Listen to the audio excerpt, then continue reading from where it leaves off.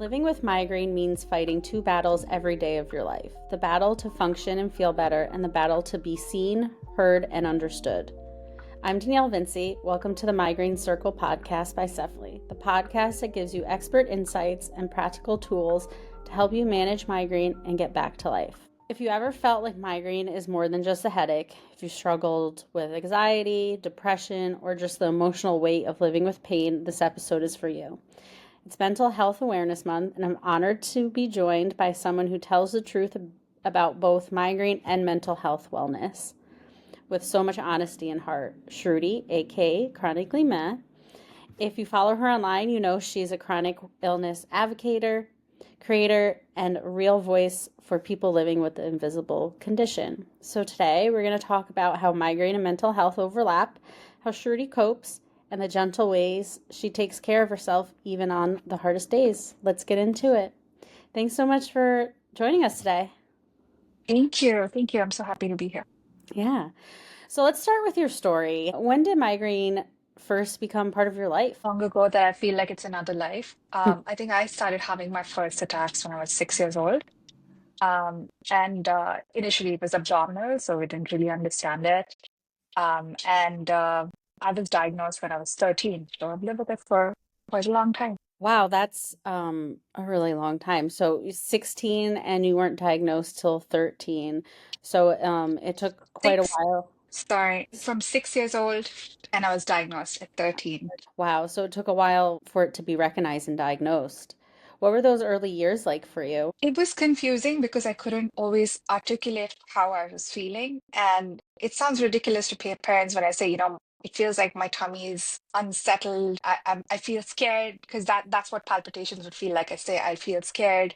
I feel sick, but I'm not able to tell. Lights are too loud. Sound is too bright. And that would confuse them. But my parents both live with migraine. So my mom recognized it was migraine when the headache started to come on. I don't remember exactly when, but we used to treat it at home. My mom would give me like an ice pack made with a towel and, bunch of ice. And that's how we used to beat migraine. And it became very evident that my experience was very different from theirs. I was in pain every single day. And that's when we sought out a diagnosis, which was very confusing again.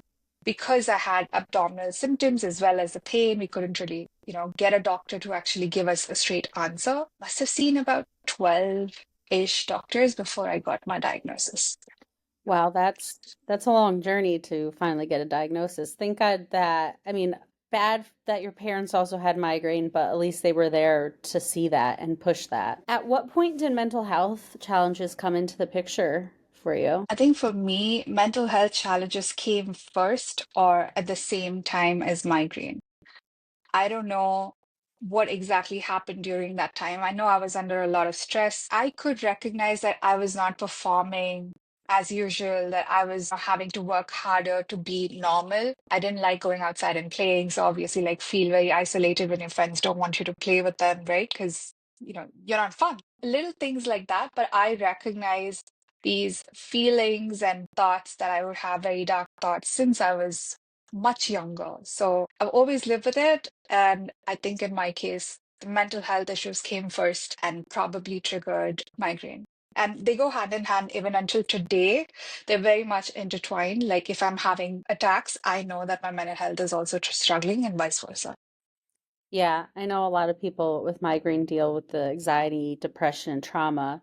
Sometimes don't even realize how it's all connected. As you got older and you learned so much more about the disease, how could you describe the relationship between your migraine and mental health once you were aware of it and knew there were some tools out there? So again, my experience is quite different because even though I was diagnosed at 13, I didn't really know what it meant. To Mm. us, migraine was one-sided headache. Nobody took the time to explain what it does to your brain. So when I was light sensitive all the time when I was, lying on the bed all the time, nobody explained that was part of the disease. None of us knew because that's the understanding of it in India, at least back then. And for many years, I struggled through it, not being able to cope with either. Like I knew my mental health was an issue and I used to take medications for it, and that's it. I knew migraine was an issue and I used to take abortives for it, and that was it. And the only tools I had was, massage and ice and aromatherapy, and that's it. until I moved here to Canada 5 years ago. Turned 30 and suddenly discovered this whole world that says, all these quirks that you've been dealing with doesn't have to do with personality issues, it's migraine. I'm still learning about migraine and mental health, but I've learned so much in the past few years that I see they impact each other heavily. And I saw that finding the right tool helped with my mental health first. It's so weird. CEFALY was the first tool that I invested in because I didn't have much else and I was not able to get an appointment. I didn't have the right medication, nothing. And this was an over the counter tool that I was able to invest in, save up for, and invest in. And what that did is help me feel more in control with my attack, at least that when I'm in pain, I have something to rely on and I don't have to be scared. And that helped with my mental health. And slowly I started to recognize that by being more prepared with either like depression days or migraine days, I'm able to help my brain cope with both. Yeah, I remember you were telling me when we first met, you had to wait for like almost a year when you moved to Canada for an appointment, and that's how you found Cephally. Was it More than 2 years, yes. 2 years? I was That, mm, during the pandemic, yeah. and initially my GP didn't believe me when I said I live with migraine. And for me, again, it was, a headache. And I used to take pills every day. So I was taking over-the-counter medication or whatever medication I had from India every single day. I didn't even know about medication adaptation. So this is all I knew. Back home, I would go for a massage because it's not all that expensive. So I'd go for a head massage. I'd feel better. I didn't have that option here because I wasn't like we didn't have a lot of money and I was not earning. I was not, working. So I felt the need to control it at home and I couldn't. I was so far away. There were so many factors playing in. I was a new mom, alone for the first time, managing everything. And having the right tool absolutely helped. It did feel like I was getting massage at home. So at least I had a way to control what I did during an attack. Yeah. So it sounds like you have a pretty good handle or a toolkit with you right now. What's in your toolkit? What helps you get through days that both mental health and migraine are just, I keep adding to my toolkit because I realize you can never have too many tools. First thing being, advocacy, the page that I have, it's just a place where I can vent and connect with people who are just like me. Cephali, of course, is the first thing I still reach for when I have an attack. And I do have a variety of abortive medications. I also very diligent about my mental health. I go to therapy, try different forms of group therapy as well, acceptance and commitment or, otherwise CBT, etc. And I have regular appointments with my psychiatrist. Even if I feel better, I know that at any moment, if I have a really bad attack, it sets off an anxiety attack. So I'm always seeing them. I have all kinds of ice packs. I have my FL41 glasses. I have Avulux, aromatherapy. I have activities that I do when I feel, in a flare up. I have clothes that I can wear during a flare up because I need to minimize anything that irritates me.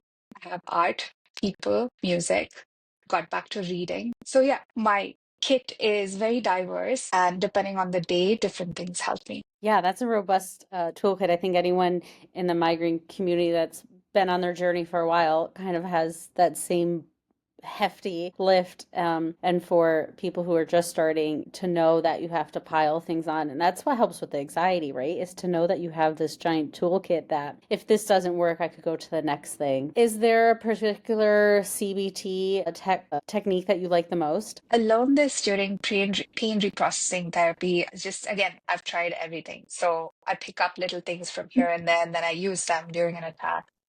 When I feel very overwhelmed, everything hurts. And by that, I mean, yes, my skin hurts with allodynia and everything. But even inside, I feel heavy, like I feel like my heart hurts. Emotionally, I feel in very much pain. And she taught me this technique by saying, focus on an area of your body where you don't feel much, like your ears or the bottom of your feet or your nose. And I like touching my nose because I can't really feel it and I focus on that feeling. And somehow it doesn't really dial down the pain, but it grounds me. It helps Mm. me realize that not all of me is in pain. And somehow that's comforting. Yeah, it all kind of sounds back to that. that calming your nervous system and easing that anxiety that comes with the pain.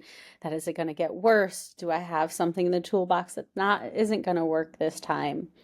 Something I really appreciate about your content is how you show the little things, the ways you ground yourself, reset, or just survive the day. Do you have any like non-negotiable self-care routines? I don't know if it's my internet. Okay, you were frozen there for just a bit. Oh no. I'll start over.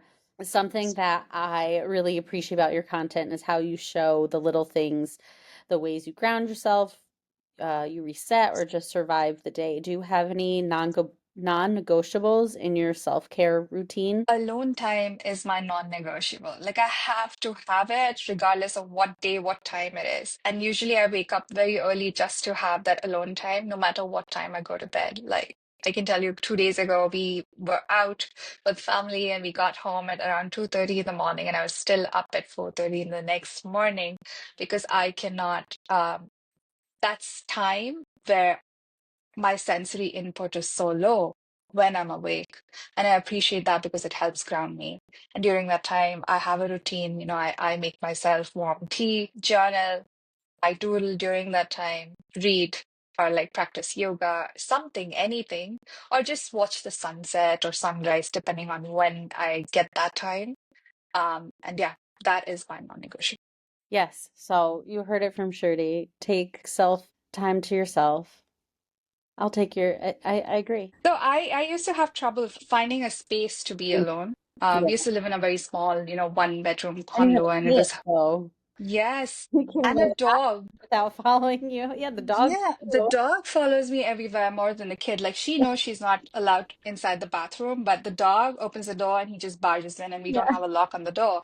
At that time, I would go hide in the closet. I remember I used to take calls in the closet or just go in there and then pick up a book and read or like watch something in there, just hide under all the clothes. So yeah. It's the only thing that I need. If I don't get that, I'll probably turn into like a monster for the day. I just don't know how to manage life if I don't have that, half an hour, 1 hour time. Yeah, no, that's really good advice. Do you have any tips for someone who's just starting to speak up for themselves in the space of healthcare, whether it's like the migraine doctor or a neurologist or the mental health physician? I still struggle. Yeah. I still have trouble advocating for myself because I've been conditioned for so long to say, no, it's not a big deal. And of course, that comes from the culture. We go through pain. We don't complain about period. We're not supposed to talk about period. The same way migraine is just a headache, even though it's more than a headache. So I still struggle with my GP, with my neurologist, but I'm learning with my psychiatrist, it's better. So first, admit to yourself that you're struggling and get help. If you go to therapy, your therapist will help you. If you have like a coach or someone, or if you can reach out to people in the community, so many people help you figure out how to advocate for yourself. I really appreciate Marina from Parenting with Migraine. Like she says, you got to ask for what you want. And the same with Canon as well from Migraine Babe. She's very open about advocating. And I create all these posts at work, how to advocate and how to navigate. I still struggle to do that for myself, but I'm trying. I think admit to yourself and ask for help. And I use ChatGPT and, Gemini, etc., to give me a script that I can use in certain instances. And I have it printed out and ready or on my phone for moments. And I always keep on editing, and I, make sure that I go through that whole script in my head as to what if the doctor says this, what if they say that, what if I'm stuck and I'm not able to say anything. So I have that as well handy. Yeah, I love the idea of having a script. I know there's times where I've gone to the doctor and I'm such brain fog you get with the migraine, right? And you're like, and then sometimes you don't even want to talk about it the time you get there. You're just like, just help me feel better. I don't want to go over it all over. So I think the idea of a script is like really great advice. I am usually anxious and scared because I feel like I won't be believed all over again. And what if they make a note on my file that'll affect me in the future when I really need something? And then I second guess myself as to, are you really feeling that? Maybe you're just making it up. So self-gaslighting a lot over there. That's what, I'm so good at expressing myself over here on Instagram to myself as well. But when I get in front of the doctor, I don't know what happens. My mouth goes dry, my heart's really beating hard, and it feels like I'm, about to take an exam or like talk in front of 1,000 people. Script helped me a great deal this past month. I've had like several appointments, and that's the best tip that I can give. Yeah, if we get anything from this interview, it's definitely a script. I think that's a great idea. I love that. At Cephaly, we often hear people say that the device is more than pain relief. It gives them a sense of control. And you live with a condition that's unpredictable as migraine. Even a small sense of control can feel huge. How has Cephaly fit into your migraine and mental health routine? I had to say this again. Sapphire is the first tool that made me feel like I had any sort of control. Like, I never felt that before. And I would do everything that people talk about, yoga and, eat less salt and drink more water and try everything outside of medication. And I've tried medications too, whatever was available to me in India. And none of that made me feel like it's okay, I've got this, I have something that helps, like Sapphire did. One thing about me, if you had spoken to me about like 3 years ago, I was dealing with everyday attacks, right? And if I had to go out, I'd be anxious to go out without my toolkit. But then I had this anxiety about, using Zafly outside because what if I look silly? And I would get so nervous if I didn't have it on me, if I didn't have medications with me. Now I don't feel that at all. Like I feel very prepared. I carry it wherever I go. It's right next to my bed. So it's there when I have to reach out for it. Same with my medication, same with, anything that I need. My glasses, I have about 3 or 4 pairs and I have them around the house, in the car, it's everywhere. And I do have two Cephali devices, one, the old one as well as the new one. So I have both in different places so that, it's always there. So it gives me that control. The best thing that helps me is a massage. Like that's something that gives me comfort since when I was a kid, that's what my mom did for me. And, I would go out to the salon and I had this lady who would always help me. It brings me that sense of comfort and having that, sense of control. Even if my attack is not completely aborted towards the end of it, I still feel relief because when it is, when during a session, I'm able to calm myself. I'm able to practice all those regulation techniques because it feels good to have, 1,000 little ants massaging your inside. So you're able to use that time to ground yourself. Yeah, to take that second to breathe. I mean, you have a child, so it's like the childbirth. You got to breathe through it. You got to relax. The more tensed up you got, the worse the pain was. That was a nightmare. That Yeah, was a completely different nightmare. I won't make you relive that. It gives me, so how about this? If you did anything else, like, of course, I take my medication and all that, I'd still keep powering through. I'll take my medication and go maybe do the dishes and work, etc. But with Cephali, I have to lie down because it slides off my head if I don't. I have very oily forehead. It's got nothing to do with Cephali, but I like to lie down. And I know you recommend that as well because Yeah, it's yeah. time for yourself. So it's giving myself permission to do that and not push through.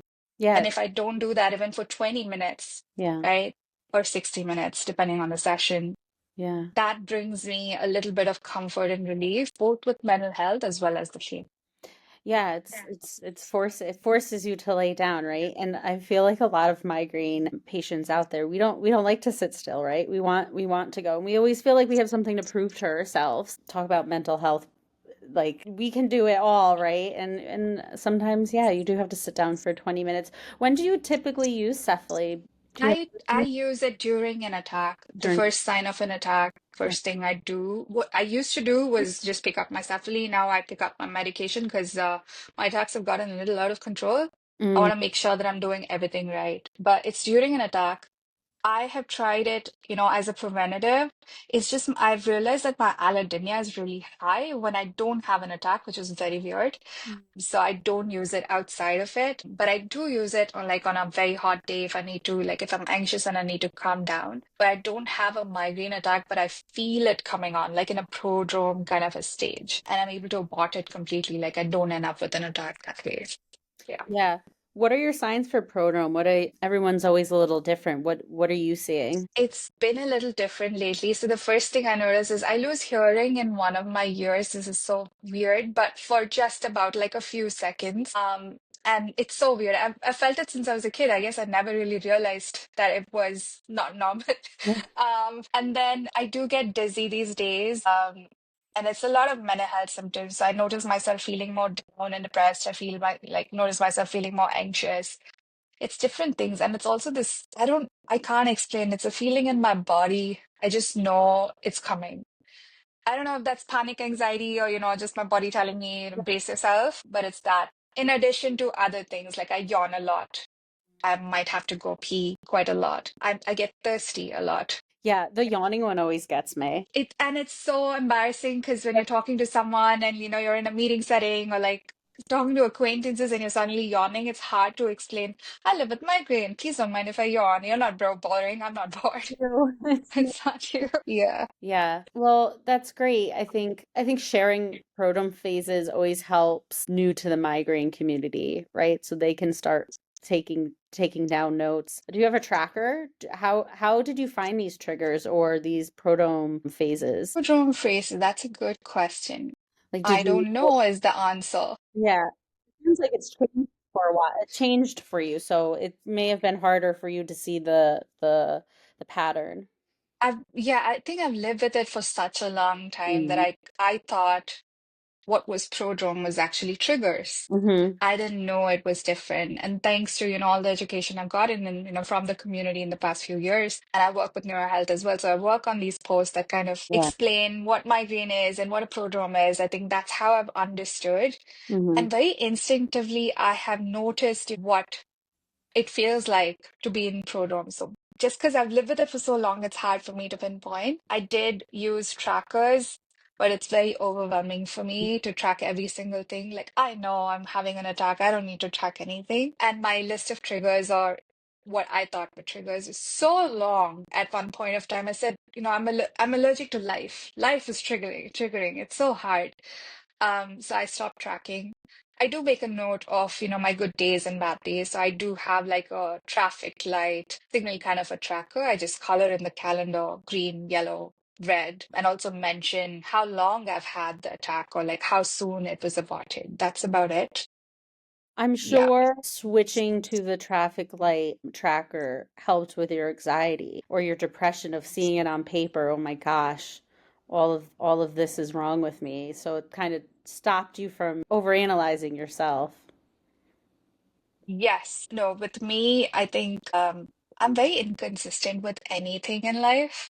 That's stressful. And of course, that comes from, trauma and, whatever I've been through and just my wiring. So I'm very inconsistent, whether it's with workout, even taking my medications is quite hard. I have to have about 8, 9 reminders within an hour to just take that pill. Like it's right in front of me, but I Yeah. still won't remember to take it. Yeah. So having to track gave me that anxiety that, you have to track every day or it doesn't make sense and that I had to track every single thing like the weather and my period and this and that. And it became too overwhelming to think of, okay, what caused this attack? I don't want to be rational or analyze when I have an attack because my brain's already doing too much. And this is individual. I know there are people who thrive on tracking. I just learned that I don't. Switching to the traffic light calendar felt like huge relief because it was just easier to color. It's fun to color, and it's also fun to see that within the day I can switch from a red to yellow to green. And on those days, I pick what I track. I Yeah. may not track the red if it's not bothered me a lot, and for me, that's a win, and it works for me.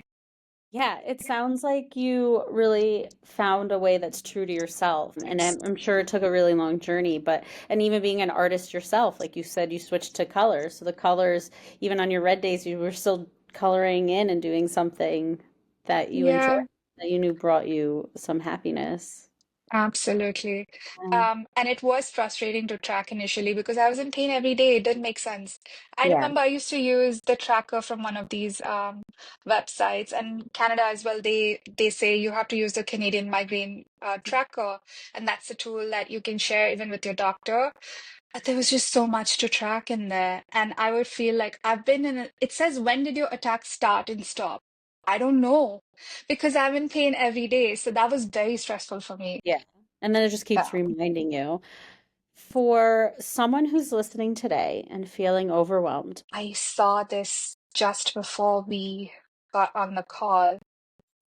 So I learned today, and I saw this post from Daily Om. It said, the antidote to anxiety is not calm, it is trust. So you can't calm anxiety by saying calm down because anxiety says, where's the proof? Anxiety keeps throwing questions at you and says, I'm worried about this and I'm worried about that, and there are no answers. It's the fear of unknown. And it took that post for me to realize that's actually true. I tell myself, we've been through this before. So if I don't know how I'm going to get through it now, that's okay. I've been through it before. I'll go through it again.